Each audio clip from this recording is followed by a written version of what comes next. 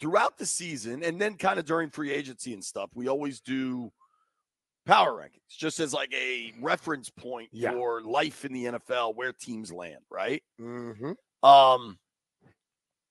Who's won in the power rankings right now? It's got to be the Chiefs until I keep changes, saying, right? but not the Chiefs, then something's wrong.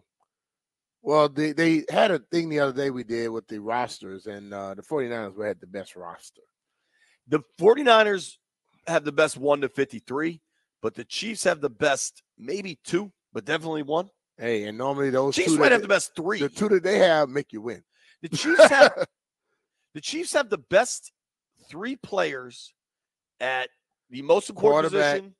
One D-end, pass rusher, tackle, whatever he does. Well, he gets more sacks than anybody else, huh? And he disrupts the hell out of the game. I mean, especially with Aaron Donald gone, Jones is the best. Mahomes is the best. Kelsey's the best. Yeah. Now, you could argue the Niners have the best running back in the game and the best left tackle in the game. That's debatable because Tunsil's starting to play at a really elite level. Mm-hmm. Gas mask and all. God bless him. Speaking of weed. But that's the only – I mean, it's interesting when you talk about rosters versus elite talent, right? Yeah. And I think we're going to try to be the voice of reason with a lot of this Commander stuff. I don't know that 1 to 53, their roster stacks up that well with the rest of the league. I mean, just look in the division. Look at 1 to 53 for Philly or even Dallas. But look at Dallas and look at Philly, okay? And I think this is where the person inside the locker room have a totally different mindset of a person outside the locker room. With all that they had last year, Dallas was gone in the first week, and the Eagles looked like trash the last how many weeks? 8. So it comes down to when you're playing and how good the chemistry is. Some teams have the best talent in the world and can't win a damn thing. Some people, they're telling you, look, you say, I don't know what they're going to get, and they'll keep eking out victories. That's all that matters. I agree with that. So Landini set us up with this Yahoo article, Yahoo Sports, from Frank Schwab, who's a pretty sharp dude, who did power rankings for the entire NFL. And we'll start here, and I'll go around the room. I'll start with Landini and then work up my way to you, Brian. He's got the Commanders as the 29th team out of 32 in the NFL power rankings. Mm-hmm. And just what is your initial reaction to 29 out of 32, Landfill? They were 4-13 with no Pro Bowlers last year. 29 out of 32. I thought that was a little harsh. Where you think they should be? More like maybe 23-ish, somewhere up there. How many teams to you are definitively worse than they are? 4 or 5. Give them to me. Patriots. The Panthers. Patriots, Panthers, Giants. Did we beat the Patriots last year? Yes. Did we beat the Giants last year? Nope. Okay. That was Ron's last win. These things that they're telling you right now came based off of what happened last year. And then you add some people along.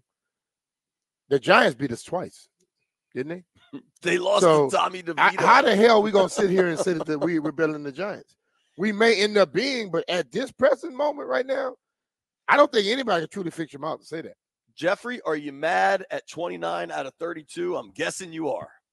No, actually, JP, I'm not. Because let them sleep on us.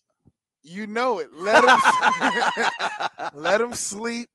And it keeps us at bay too, because I believe if they would have put us any higher, the Ashburn Syndrome would have ran crazy over the area. It's fine. We know what happened last year. We're sitting at 29. It's a preseason list. We don't care. But if things change for the better, I'm gonna keep sipping the Ashburn juice. If we still there, it sounds gross. It's okay. Heavy Metal Chris is with us, as he always is on remotes. Heavy Metal Chris, 29 out of 32. Yeah, I'm kind of with Jeff on this one. I think it'll matter when the season starts. Let people see where we are then. Yeah. Right, for now, it doesn't really make a difference. Let them underestimate us. Sleeping Giants, right? See, I don't think they're sleeping giants. I think they will finish the season.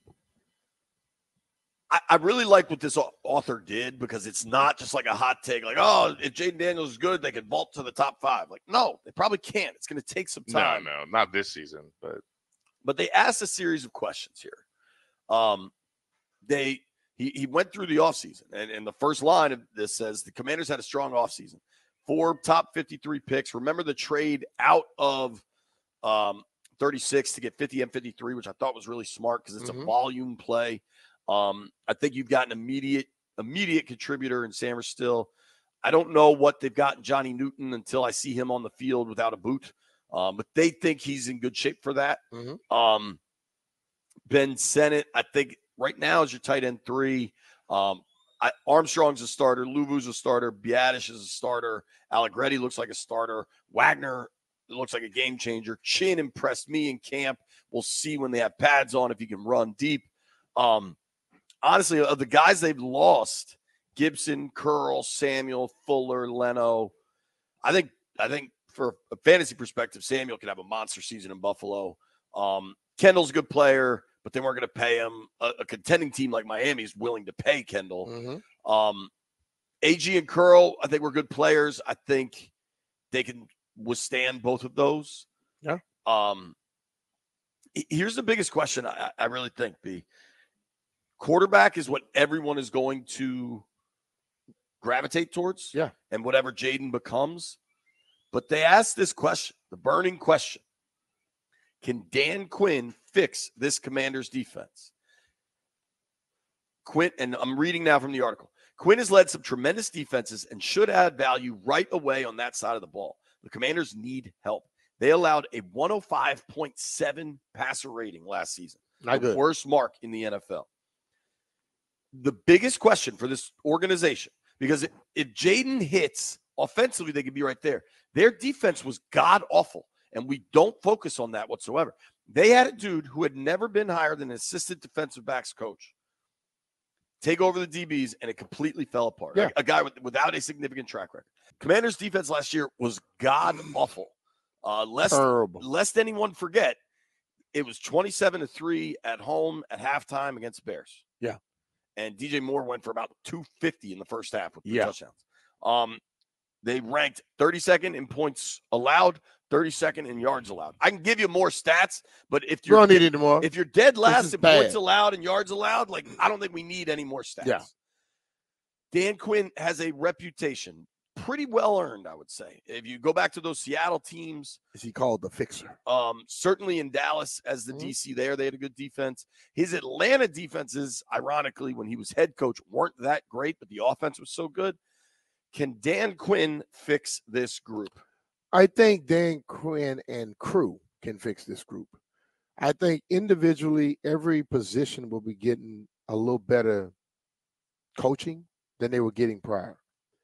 I also believe Dan Quinn is not one who's going to sit back and just allow you to keep playing bad and keep putting you on the field. I don't think Dan Quinn is a man who necessarily believes in just a scheme and not trying to fix. I think Dan Quinn believes in players that can play. And that mere fact will tell me they'll play better. He's going to expect more from John and Duran. He's going to expect Wagner to come in and do things he's been doing. And the young guys, if you're getting burnt in the back, you won't be on the football field. So will they fix them? They'll be better than they were. I don't know what the definition of fix would be, because you're going to have to get some better talent to be the upper echelon defenses. But I think he'll get the most out of this team that they could possibly get, which in turn will make them a lot better. This to me seems really fair.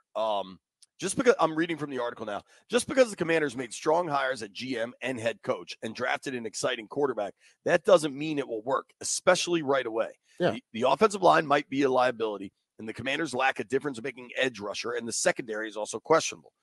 This is what I can't stress enough. Washington was a really bad team last season.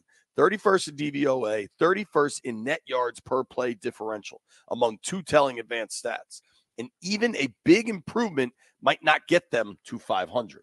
Like, they could be way better and go 7-10. Well, see, this is the thing. I hear a lot of writers writing a lot of stuff. Okay, let's go back to last year. they could have easily won 3 or 4 more games. Sure. Okay. That gets them to 7. But they had nobody that knew how to make adjustments and do things differently. So if that horrible team could have won 7, 8 games last year. So now you got some better talent in positions, and you have a coach who's going to make them compete and also hold them accountable. Why don't people think that can make you better? And let's stop saying 500 anymore. You get no such thing as 500 in football anymore. True. Hell, unless you go 8-8-1. B, I'm looking at the schedule from last year. I think the Eagles game they lost in OT, they should have gone for 2 to win it at the end of regulation. I give you that as a winnable one. But looking at the rest of these games, maybe the Seahawks game, they lost that by They could have won field the goal. Seahawks game. But the rest of these games, the Jets, week 16, when they finally put Jacoby in, he came in and shredded. And then when the Jets were like, okay, this is a game again, they put their starters back in. They kind of I would say put Jacoby in. If Jacoby played most of the season last year, it's a total different outcome. At least once Howell was clearly beat up late in the year. I mean, I'm just saying, even when he wasn't beaten up, he was not delivering the ball on time. He was holding on to the ball. We could sit up here and Howell, the line that wasn't good, but Howell was a big damn problem too. I think they could be much better. I still think they're like 2 years away from it being a breakthrough. But that's the thing of it. Who thinks they're gonna be a breakthrough this year? If anybody think they're gonna break through this year, you're crazy. Okay. So, now they could, but if you're expecting them to automate, year, it's Jaden. But if they break through this year, it's more than Jaden, because I know we keep throwing this stuff on the quarterback. Jaden can't do a damn thing without that offensive line being better. He can't do a damn thing without a tight end emerging and a running back being consistent. And he can still can make a bigger impact than a quarterback. But I understand it. But I hear that, but I don't just fall for just the quarterback. I think everybody else has to bring with it. If Jaden and them go out there right now and score 21 a game, that'd be a great improvement. But if the defense give up 28 a game, you know what I'm saying? They all have to improve to a certain extent, which will help his improvement come a lot quicker. I think it's got to be more than 21 a game. I know that.